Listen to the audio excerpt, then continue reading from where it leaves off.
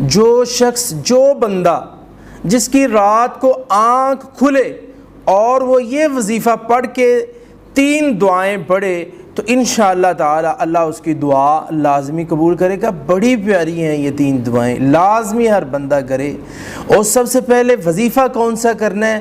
سبحان اللہ والحمد للہ ولا الہ الا اللہ واللہ اکبر ولا حول ولا قوت الا باللہ۔ جی ناظرین، جیسا کہ آپ نے یہ وظیفہ سنا ہے، یہ صحیح البخاری سے میں نے یہ وظیفہ پڑھا ہے، دعا پڑھی ہے اور یہ حدیث پڑھی ہے۔ اب میں آتا ہوں ان 3 دعاؤں کی طرف جو کہ بڑی کمال کی 3 دعائیں ہیں، اس وقت ہم نے وہ کرنی ہے۔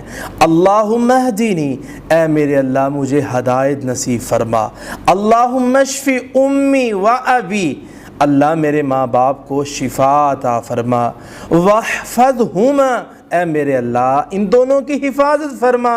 بالخیر والعافیت، اللہ خیر اور عافیت کے ساتھ۔ اور اسی طرح اگر ماں باپ دنیا سے چلے گئے ہیں، اس وقت انسان بیدار ہوتا ہے تو وہی سبحان اللہ والی دعا پڑھنے کے بعد یہ دعا پڑھے، اللہم ارحمہما، اللہ ان دونوں پر رحم فرما جو دنیا سے چلے گئے ہیں۔